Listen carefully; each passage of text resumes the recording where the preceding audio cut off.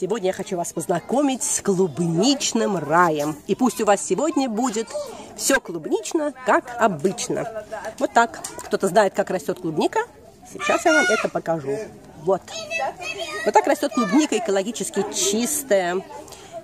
Можно кушать ее прямо с грядки, с подвесной, кстати. И, кстати, эта клубника не поливается. Здесь больше 10 сортов клубники. Клубника огромная. Посмотрите вот на мою ладонь. Она прям вот, видите, на ладони помещается.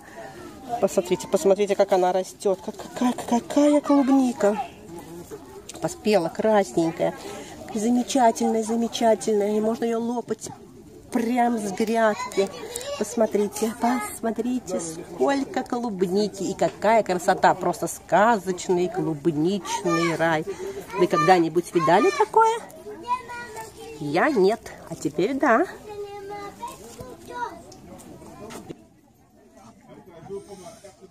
Ну вот, идет наевшаяся. От пуза. От пуза. Клубника сочная, вкусная. Вы даже себе не представляете эту клубнику. Вот просто вот берешь ее и не надо мыть, и ничего. Это такое удовольствие. Просто берешь и... Хрум-хрум-хрум. Вот такая замечательная, вкусная.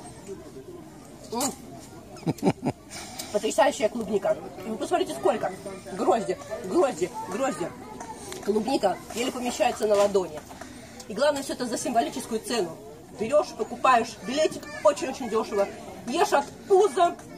Получается в 100 раз дороже, дешевле, чем на базаре. Еще масса удовольствия. Саму коробочку собрать. Выбираете каждую ягодку для себя отдельно. Плюс на этой территории очень много развлечений для детей. Качели подвесные, живой уголок.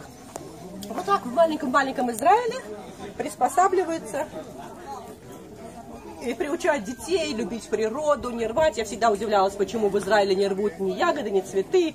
Дети проходят, оказывается, вот с детства приучают, что это все нужно беречь. И как это достается тяжело и очень вкусно. На этом я буду заканчивать репортаж. Сколько еще не съеденных ягод. Вот такая красота. Вот. Просто действительно клубничный рай. И все это очень близко от дома, буквально полчаса. Все, на этом я с вами прощаюсь. Всем хорошего дня, и пускай у вас всегда будет все клубнично, клубничное, розовое, красное, настроение веселое. Всех люблю, до свидания.